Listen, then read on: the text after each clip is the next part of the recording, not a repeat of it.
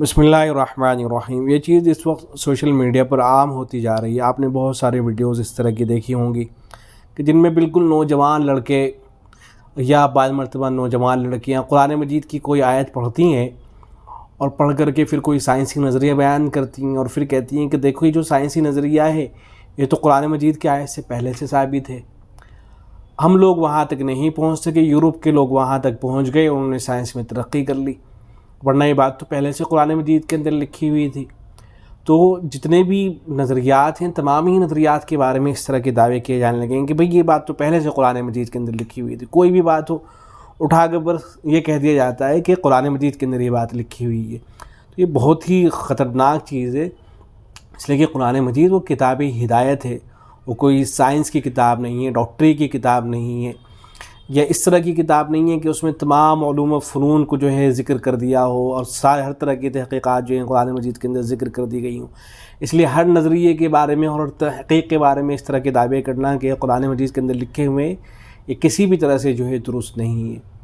ہاں یہ بات درست ہے کہ قرآن مجید بہت سے سائنسی تحقیقات جو ہیں ان سے متعلق گفتگو کرتا ہے اور بہت سی باتیں بیان کرتا ہے، اہل علم جو ہے ان کی نظر وہاں تک پہنچتی ہے، پھر اسے بیان کرتے ہیں،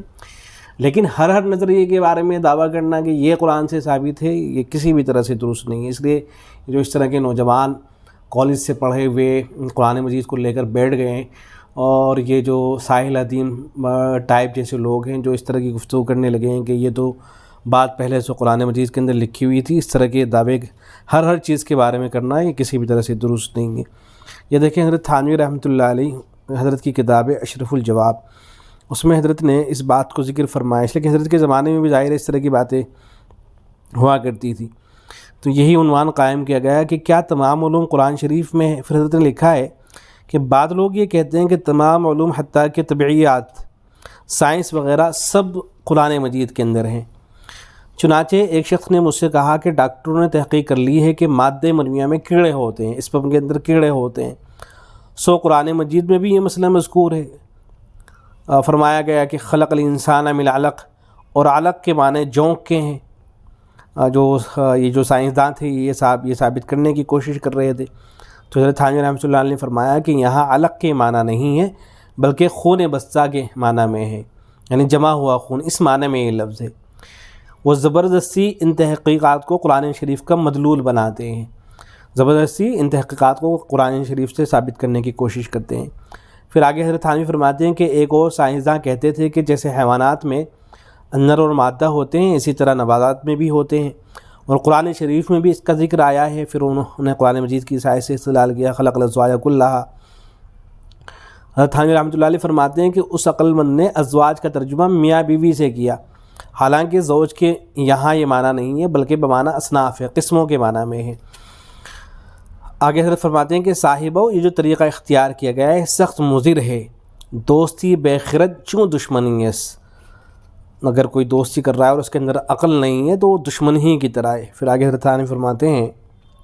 کہ ہر تحقیقی جستجو قرآن میں درست نہیں ہے، اس میں بڑی دشمنی ہے اسلام کے ساتھ۔ حضرت تھانوی فرما رہے ہیں کہ یہ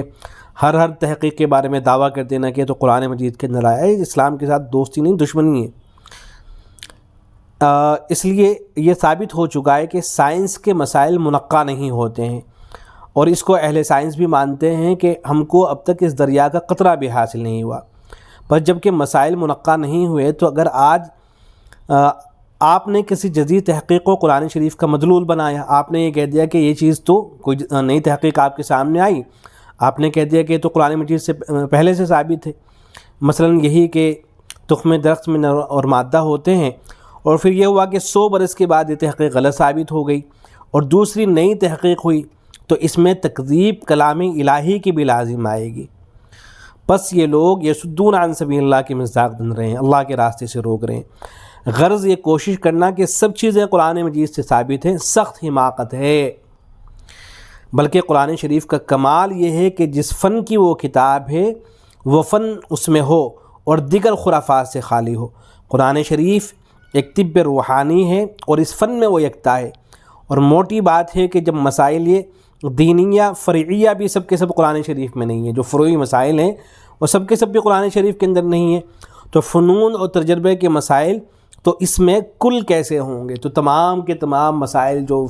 فن اور طب اور دوسری چیزوں سے متعلق ہیں قرآن مجید میں کیسے ہوں گے؟ تو اس لیے ہر نظریے کو زبردستی قرآن مجید سے ثابت کرنے کی کوشش کرنا یہ کسی بھی طرح سے درست نہیں. اس لیے اس کا خیال رکھنا چاہیے کہ جو نوجوان آج کل اس طرح کی ویڈیوز بنانے لگے ہیں وہاں ہمیں اچھا ضرور لگتا ہے کہ بھئی قرآن مجید کی ایک آیت سے ایک سائنسی نظریے کو ثابت کیا جا رہا ہے، اچھا ضرور لگتا ہے، لیکن کل جب یہ نظریہ ہی غلط ثابت ہو جائے گا تو آپ پھر کیا یہ کہیں گے کہ قرآن مجید کی آیت ہی غلط ثابت ہو گئی ہے؟ تو اس لیے احتیاط رکھنی چاہیے اور اس طرح کی باتیں نہیں کرنی چاہیے. السلام علیکم ورحمۃ اللہ.